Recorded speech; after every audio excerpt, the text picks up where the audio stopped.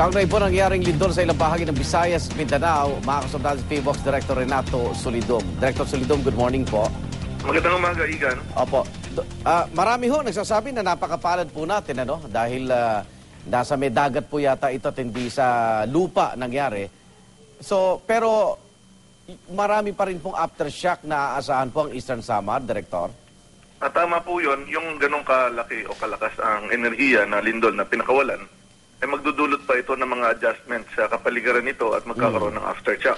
Opo. At kadalasan yung mga ganyang malalaking lindol, mga linggo o buwan ang mga aftershock. Pero dinawin natin, marami na dito hindi mararamdaman kasi malayo ang distansya ng epicentro, mga 100 kilometro.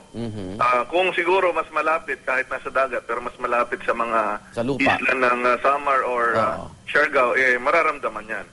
Opo. Pero may binanggit din ang inyong ahensya na pagbuo ng mga bagong bulkan, tama ho ba?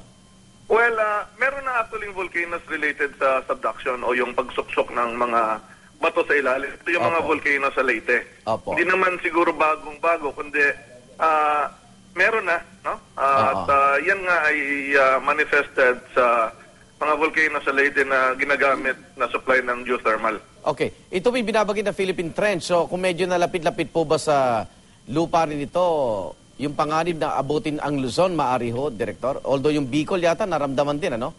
Opo, pero ganun pa man, kahit malapit-lapit yun, importante pa rin yung distansya, no? Hindi rin masyadong malakas ang pagyanig. Meron siguro mga damage, pero dahil hindi naman ganoong karamihan ang populasyon, magiging minimal lang yan. May mga balitang mga sira, may mga collapse na bahay, pero hindi naman ganoong karami. Okay. So, Director, wag pa rin magpanik, laging maging handa. Salamat po. Maraming salamat din. PBOX Director Renato Solidum.